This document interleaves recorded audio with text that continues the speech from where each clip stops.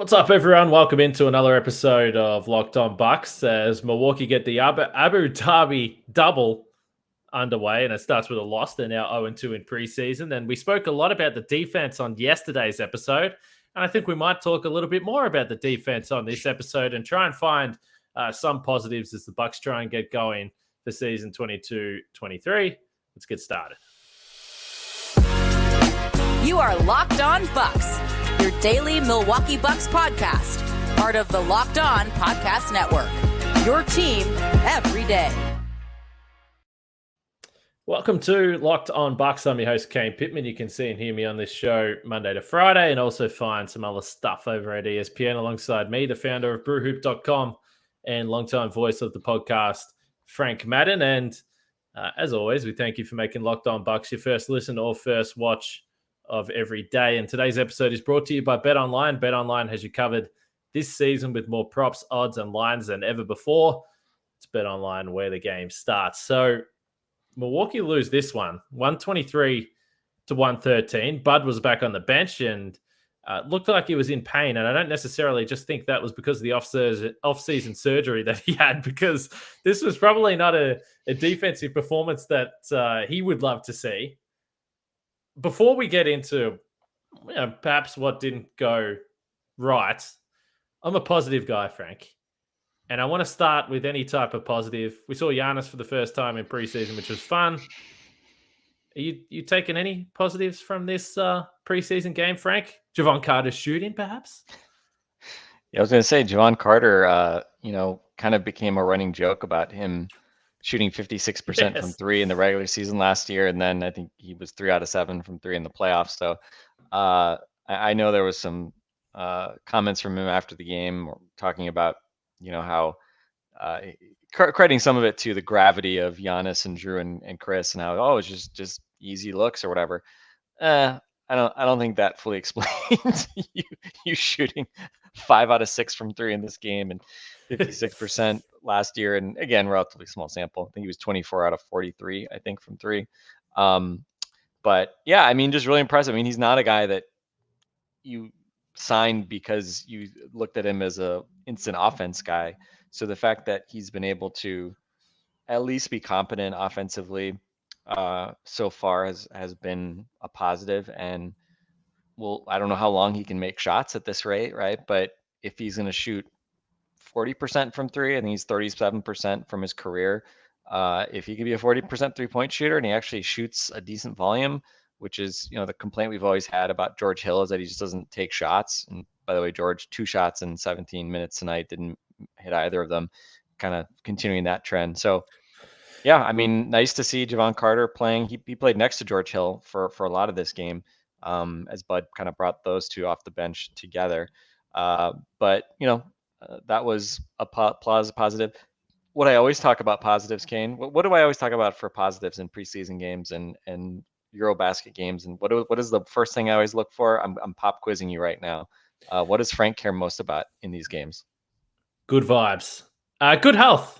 Good health. There you go. And I will say there's been a lot of talk about Jordan Clarkson potential trade to the Bucks. But why would you want to trade for the Walmart Jevon Carter? That's my question for everyone listening to the podcast. Yeah. I was like, really? Do we have to have a Jordan Clarkson discussion this early in the podcast? Okay. Just a joke. Yeah, that's fine. Now you just completely threw me off. But yeah, good health. Giannis got his first run of the preseason, 21 minutes. Missed a bunch of jump shots, 19 points in 21 minutes, ho-hum, by his standards. But, overall, you lost the minutes when your good players were in. Giannis was a -8, Drew -12. Bobby was the lone starter at +1 who had positive, but Bobby was 5 out of 15, so nothing to write home about for Bobby either. So I think, couple random highlights there from the bench between Jevon Carter and Serge Ibaka, 15 points on 9 shots. I think he had the only block the Bucks had in this game, and had a couple like random kind of not great misses. But Serge Ibaka looking relatively spry is obviously a positive given the lack of depth they had at the big spots last year. we'll see how much they need him. We saw Serge and Mamu come in together, right? I think as far as like interesting pairings to be playing together. One, interesting to see Bobby Portis in the starting five with Brook and Giannis. So the return of that jumbo lineup that we saw post Chris Middleton injury in the playoffs last year, starting in the Chicago series, and then Mamu and Serge being the two bigs off the bench to spell Giannis and Brook. Again, I don't think that's a sign of things to come necessarily or anything like that, but just always interesting to see what Bud is kind of throwing against the wall to see if it sticks in the preseason. But I think that those would be, again, good health, get first run out for some of these guys. Grayson Allen made shots again tonight, and you made it through healthy. And obviously a weird scenario playing in Abu Dhabi, the first time the league has played, I think, in the Middle East, period. So good to get this first game out of the way. Saturday they have the second game, and then back home. And I don't know, a strange situation, right? Because I'm sure, with all the travel, again, you're in a weird probably weird mental state. I'm sure guys were a little amped up because it's an event. So it's not like just any preseason game. But I don't think you can take a whole lot from these sorts of games, especially when you're for a team like the Bucks, in the way that you're kind of just pacing yourself, ramping up. But that said, pretty limited list of positives if we're looking at sort of the game and what we saw on the floor, and probably a number of things that you can say, areas, let's say, just for the Bucks to clean up, which I'm sure we'll probably spend a fair bit of time on talking about now. Yeah, I want to lean into those perhaps talking points. And again, as you pointed to, it's the first preseason game for a lot of these guys, so no one's losing any sleep over this. But I do think there were some interesting elements to that. I've got one more positive. Two more positives. One I'm about to talk about Bet Online, but my second positive is that the Hawks were 7 for 22 from three, only 22 3-point attempts. That's great. All right, let's talk about Bet Online now, the number one place and number one source for football betting info this season. I've just been scrolling the timeline, and it seems like tonight's Thursday night football, perhaps not the showcase the fans at home were after. I can't say that I watched that game, but not positive reviews on Twitter. But there is positive reviews for betonline.net, and you can find all the latest player developments, team matchups, news and podcasts, and in-depth articles at betonline.net. As I pull up that's the wrong one. Shout out to Price Picks, though, also a great company, but there's BetOnline. So struggling through this, Frank. But it's the fastest and easiest way to check in on all your favorite games and events, including MLB, MMA, boxing, and golf as well. I think there's a big UFC event this weekend in that part of the world as well. As I mentioned yesterday, most improved player odds are online, and sadly, no Bucks to speak of there. But if you're interested in any players there, find all the odds as well as futures. Giannis MVP, Defensive Player of the Year, Bucks right up there in terms of favoritism for the NBA championship as well. So head to betonline.net or use your mobile device to learn more. That's BetOnline, where the game starts.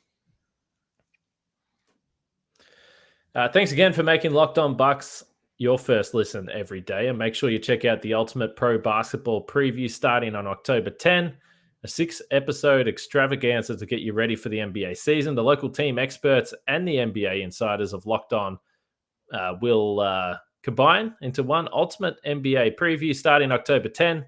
Search for the Ultimate Pro Basketball Preview 2022 on your Odyssey app, YouTube, or wherever you get your podcasts. All right, let's continue talking about this game. So, is it preseason for ad reads too, Kane? I feel like you're working out some kinks here, big guy. Normally, I mean, you're the king of the ad read. I'll give you a little bit of preseason grief for that one. Easy for me to say. I don't have to do them, but no, there's a bit going on in my mind at the moment. I had a bit of a busy morning actually. Australia, the NBL. For those people that are listening and that play NBA 2K, so the NBL has they've got a team that's joining the 2K League this year. So I was at this event this morning, and they're all very excited about it. I don't play video games, so I was very out of my depth at this big production they put on. So I just sort of came in the door. So I'm a little bit rattled. There's no doubt about it. But as far as my ad reads go, that one's right down the bottom. And I would like to publicly apologize to Bet Online. You interviewed Pau Gasol on TV the other day. You seem to be fine with that, but now being around video game players is just totally throwing you, Kane. Is that your Achilles heel? Just having to hang out with video gamers? I just couldn't believe there's this guy. He's Australian. Never heard of him before, but apparently he's a big deal. And they asked him, you're a pro video gamer. What does that look like? He goes, well, we play 2K probably 8 to 10 hours a day. And then after that, we go into film sessions about the other, teams and study film. And I just couldn't wrap my head around it. And by the way, this guy has got significantly more money than me, and he's probably very rich, and, full credit to him for making this a career. But I just could not imagine. But imagine playing 2K for 10 hours per day, every day. It's not for me, Frank. But hey, I used to in the mid '90s when I was in going from you're playing Alex the Kid, Sonic the Hedgehog, middle school to high school at that time. No, my best friend Dave and I would hang out in his basement and play NBA Live '95. Oh, and we were both David Robinson fans, and so we actually played with the Spurs.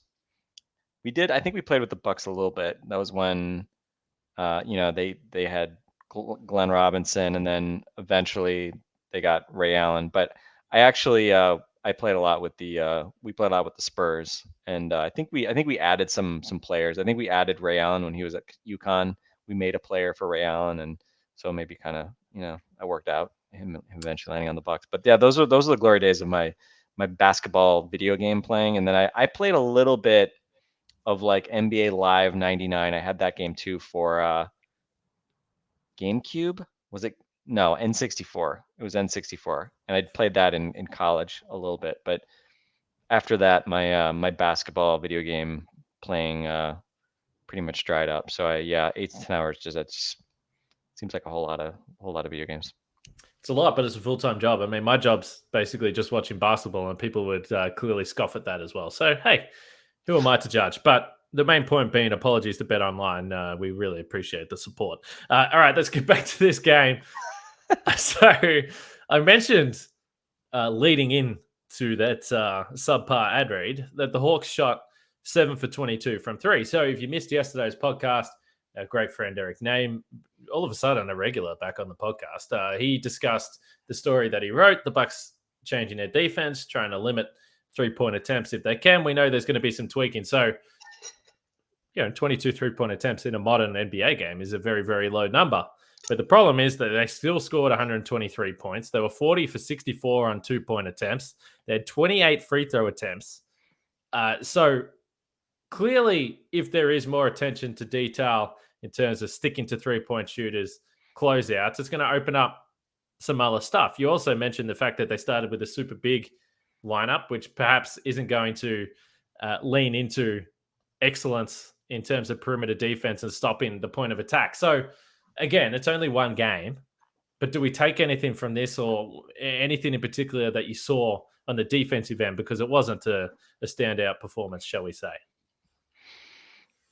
No, it wasn't. And look, the Hawks were, I think, the number 2 offense in the league last year. Yeah. Trey is, a great sort of offensive engine.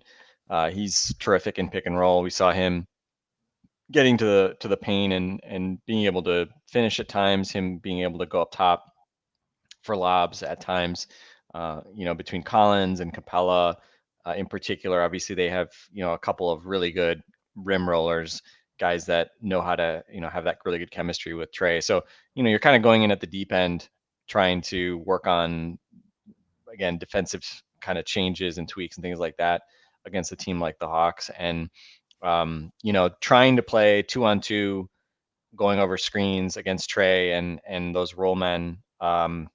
It's a recipe for getting scored on a lot. And I don't know what was the Hawks points per play on pick and rolls today.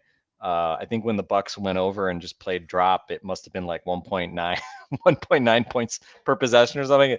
It seemed like every possession was a short floater, a layup, or an alley-oop dunk. And so, I think it just underscores what do we learn? Well, it underscores that there's no free lunch, right? It's great to say, don't help and just stay on shooters, but it just puts a ton of pressure, and especially if Drew Holiday is going over screens and maybe going at preseason pace rather than playoff pace in terms of how hard he's trying to get over screens. I mean, again, if you're saying like Brooke Lopez is washed because he can't defend Trae Young and Clint Capella or Trae Young and John Collins at the same time, I mean, most people, pretty much nobody can do it every play, right? It's just can you force more misses than not, or can you get some help on the backside, which again today we didn't see a whole lot of. But I would also say this, I mean, the Bucks, they tried different things during the game. We saw when Bobby Portis was out there, they switched probably more often than not when Bobby was put into pick and rolls, which I've always felt like it's probably like the lesser of multiple evils with Bobby. I think especially when defenders are not, it's not their calling card. I think you just have to try different things and try to keep the offense a little off balance. I think switching Bobby, I think, is generally, to me is like a totally okay thing to try to do. And I think today what we saw was when the Hawks were at least forced into tougher shots, it was when oftentimes the Bucks were switching. And give credit to DeJounte Murray. He was great today. He was much better than Trae was. He was just kind of making everything from the mid range, and he's become a really, really consistent mid range shooter. He deserves a lot of credit. Again, he's also not Kevin Durant, even though today it felt like it with the frequency that he was just nailing all those mid range shots, even contested ones. But I think we'll just see kind of how this preseason goes. Every game. I mean, it's rare. It's rare in one NBA basketball game that a team is going to play literally every pick and roll the same way. You're always trying different things based on your personnel, based on the other team's personnel, based on what's happened in the first quarter, second quarter, et cetera, et cetera. So people, fans love to say like, oh, they didn't make adjustments. It's like they make so many adjustments in games and they try so many different things, especially in a preseason game where I think they're kind of screwing around a bit and, experimenting and things like that. So yeah, I mean, if you watch the film, I think you'd see the Bucks tried a number of different things in pick and rolls, but I would say in general, they were obviously trying to generally play them 2-on-2. And I think, you can kind of see the end result, right? I think probably the crazy shooting that the Hawks had on 2-pointers, I think we were talking about 40 of 64. I mean, that's absurd, right? And that's why they scored 123 points. It certainly wasn't because of the 3-point shooting, but at the end of the day, all that matters is you score a ton of points. Nobody cares how you get there. And so for the Bucks, it's just going to be about figuring out what is the sweet spot between helping, between taking away the rim and trying to keep teams, run them off the line at least enough so that you're not just hemorrhaging lots and lots of threes. So, yeah, I'm not going to over index on one game. They get them again on Saturday. So will be interesting to see after both teams have had a chance to look at each other. Not that, Nate McMillan and Mike Budenholzer is going to turn this into a game of 8-dimensional chess, trying to desperately one-up one another in this sort of mini 2-game preseason series. They're obviously more focused on their own teams and kind of getting reps, doing things in the ways that they think they need to work on things. So, but that in itself obviously will make for some interesting subplots here as we get more and more games. But I mean, you only get so many preseason games, right? I mean, it's not like you're playing 10 preseason games and you get tons and tons of looks and trying at different things. The season will be upon us pretty soon, so you only get so many reps to try things, and I don't think you want to treat these preseason games like they're nothing or completely useless or something like that. Even if maybe at times you watch these games as a fan, you feel like, okay, let's just sim to end, fast forward, and let's get to the regular season. Offensively, I was still, and keeping in mind there was a couple players still out, obviously for the Bucks, and Giannis played, as you pointed to, around 20 minutes, so it's not like he played major minutes. But I do, and this isn't something new, and we obviously saw this at the back end of last year when Chris Middleton didn't play, but it still does feel like there's going to be stretches for this team without Chris Middleton where you kind of quickly find out that there aren't too many guys that are really breaking down a defense to get a pretty good look, a pretty good jump shot. You saw Grayson Allen; he got to the basket a few times, but again, I wouldn't say Atlanta are a fearsome defense, but it did feel like there was a lot of quick threes, which the Bucks will shoot, but I wouldn't say the offense felt like it was overly easy either in this one, despite the fact that the Bucks still put up over 110 points and the numbers all look good. They were in the high 40s on twos, 35% from three. But they are going to miss Chris Middleton early in the season.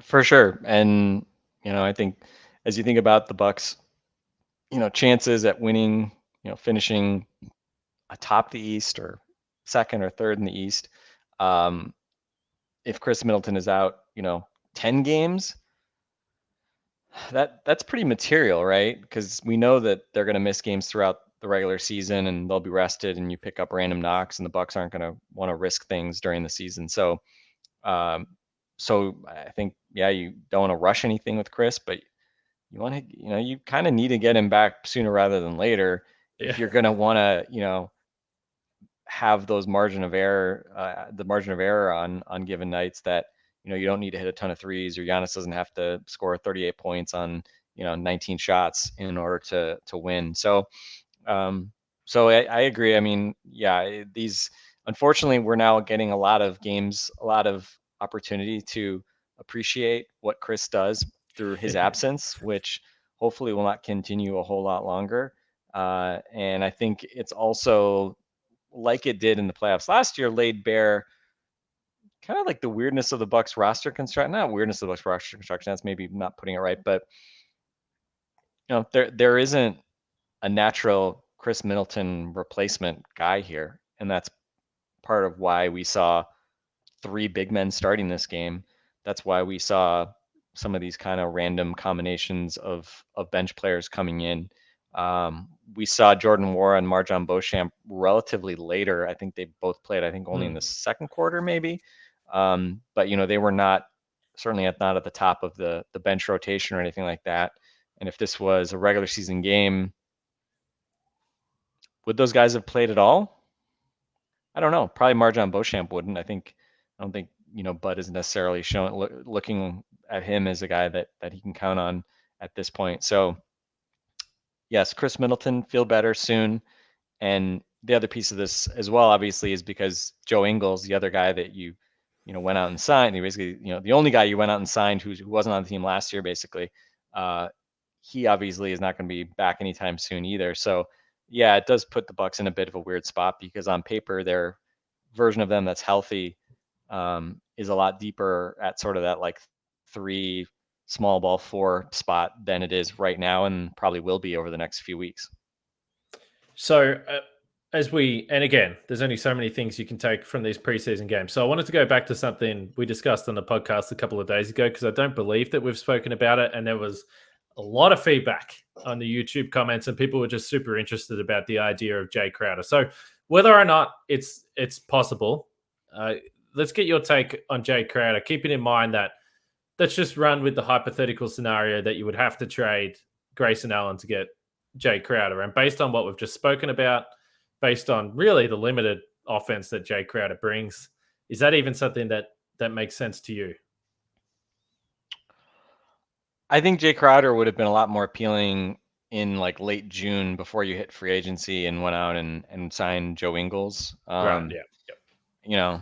Like you said, I think, and it's a weird spot, right? I mean, if Jae Crowder is too proud to come off the bench in Phoenix, yeah, that's right. It's kind of a weird spot, right? It's like I still don't fully understand how Monty Williams has seemingly lost touch with 2 of his starters from last year in terms of like the DeAndre Ayton weirdness, and also this Jae Crowder thing now. I mean, Jae Crowder becoming a high minute bench guy still, right? I mean, it's not like if Cam Johnson starts that suddenly Jae Crowder is playing 5 minutes a game or isn't playing or something like that. So I don't know. I don't know what that says about Jae Crowder versus what it says about Monty Williams and the Suns. But obviously he's not going to start here. And just generally some of the context of this, I think, was it Zach Lowe, I think, who talked about the Bucks being in on Jeremy Grant, or kicking the tires on Jeremy Grant before he was traded to Portland. Just kind of like interesting to me, because I'm just trying to think about okay, what does that mean for your rotations, and how are you envisioning, piecing together, your best five, or, your kind of main rotations? I mean, I'd love to have Jeremy Grant on this team. Don't get me wrong. I don't know what it really would have taken to get him, given the lack of first round picks that they have. Granted, he didn't go for a whole lot from Portland, but certainly with him, you would have had to play him a lot of minutes. He's also a guy that, like, seemingly wants to have a real role offensively. And Yeah. if That's he's why he coming left here, Denver. like, yeah, I mean, if he's coming here, there's, can you start him? Can you start him at the 3 and play Chris Middleton at the 2, which he did, like, I mean, Chris Middleton played shooting guard, like, what, 4 or 5 years ago when Jabari was around. But yeah, I don't know. It's just it's interesting to me. I don't fully know exactly what that would mean for the Bucks, especially from a regular season rotation standpoint. I think in the playoffs, having a Crowder to throw out there as an option in a series against Boston, when somebody's got to defend Jason Tatum for 48 minutes, and yes, you've got Wes, and hopefully you'd have Chris, and hopefully those guys would do a lot of that work. But having a Crowder when the other team has 2 really good wings to defend, like, that's appealing. But I think you pointed out as well, is Jae Crowder really going to play much 3 at this point? I don't know. It seems like more of a small ball 4. So yeah, I don't know. I mean, it's like, is there a version of the world where you acquire Jae Crowder and he ends up being a really good fit for you? I think so. I think there's a version of that world. But at this point, I don't know that he's really that guy. And certainly his mercurial 3-point shooting in the playoffs, I guess, would fit right in with the Bucks. We could, another guy that we could complain about having random series where he just can't shoot, right? I think the upside is he's a guy that can hit above the break threes. He's not like a PJ Tucker who's like only shooting corner threes, but certainly not a guy who's, a dynamic offensive player by any stretch. So I'm not really sold on that idea. I think in the playoffs, again, if Grayson Allen is shooting blanks all series, then of course it's going to be pretty tough because he's not giving you much offensively either. But just given the way the current roster is structured, I might lean towards just keeping what you've got and seeing if there's maybe a different player that could make more sense. And again, if you had made a trade for Jae Crowder in June, and then you use that mid-level to go after a guy who's a little bit smaller and more of like a shooting guard / small forward type guy, then I think that probably would have been a much more sort of like cohesive roster that you could have felt like, okay, yeah, like that makes sense. And Crowder's your primary kind of maybe 4/3 backup or something like that. And then you've got another guy that's sort of filling Grayson's spot. But yeah, I think if you kind of make that deal now, it's a little bit funky. And part of me looks at this roster and feels like, especially in the regular season, that Grayson Allen's 3-point shooting, the way he stretches the defense, and he still has a little bit of juice getting to the basket as well, like that's actually a pretty useful thing to have. Yeah, I think we basically settled on the idea the other day that I probably wouldn't recommend Jae Crowder on this Bucks roster, but I wouldn't recommend him on your fantasy roster either, which if you want to know who you should have in your fantasy roster, go listen to Josh Lloyd on the Locked On Fantasy Basketball podcast. He's a great Aussie, a great bloke, and he knows his fantasy basketball. The show just does absolutely absurd numbers. Very jealous of the numbers. We like our crowd here on Locked On Bucks, but maybe one day we can have the type of numbers he has on the Locked On Fantasy Basketball podcast. But after you're done with Locked On Bucks, go check it out with Josh Lloyd there. He does a great job. Frank, what's up for the weekend? Saturday morning hoops, 11 a.m., I believe, is the next game against Atlanta in Abu Dhabi. Yeah, 11 a.m. I'll take that. I think the Packers are playing at 8:30 a.m. Central on Sunday. So just breakfast Wisconsin sports on both Saturday and Sunday. As someone who has a 4.5-year-old who does not sleep in, I'm not a morning person, but I've had to become one because of my daughter and her penchant for when she wants to get up in the morning.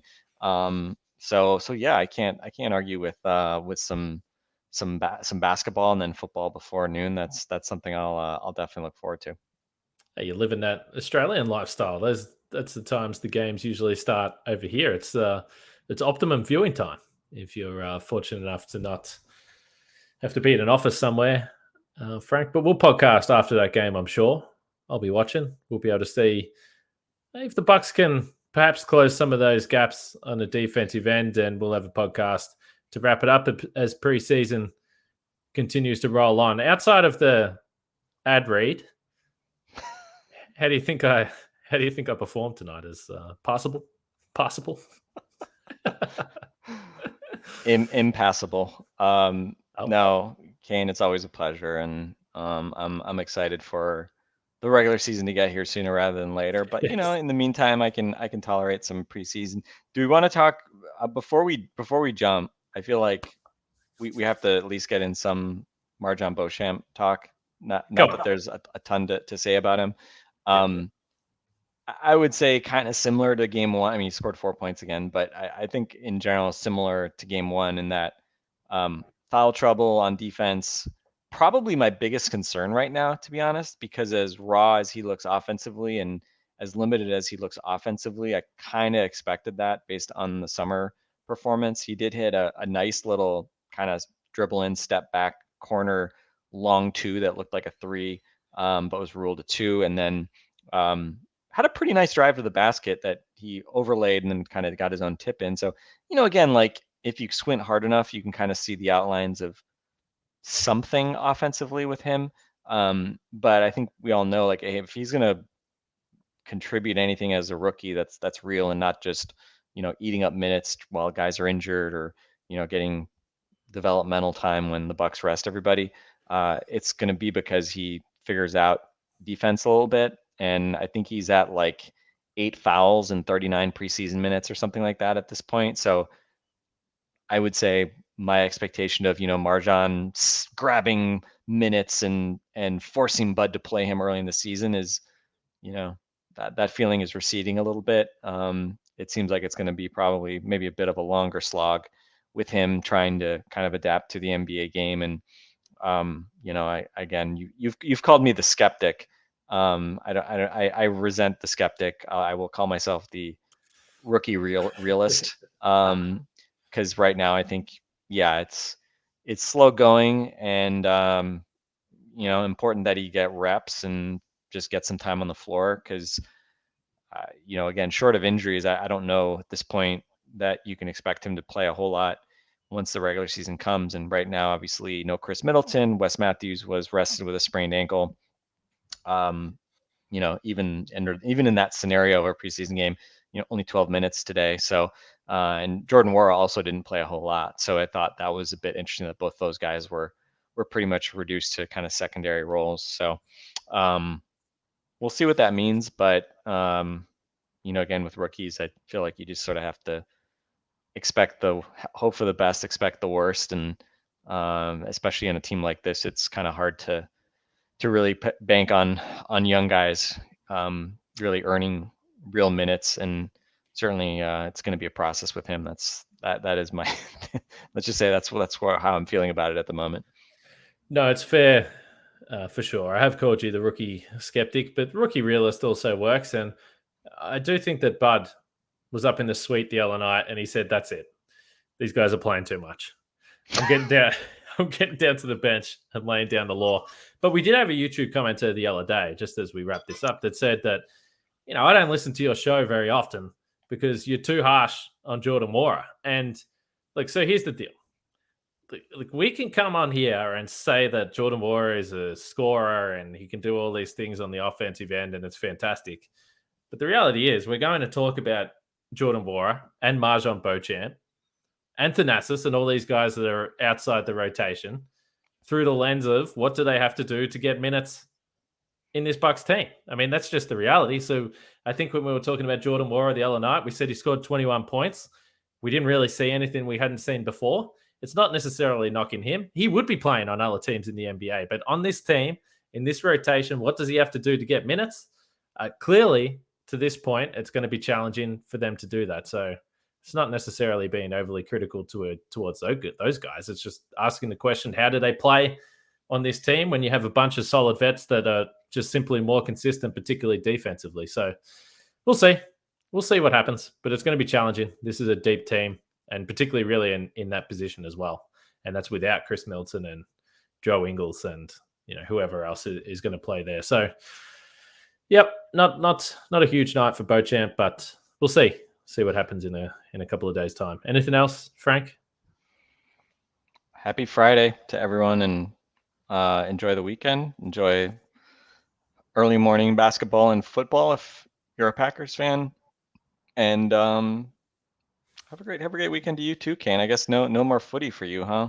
You're just a footy champion, and your team won the title. Is it you kind of just still basking in the afterglow a little bit?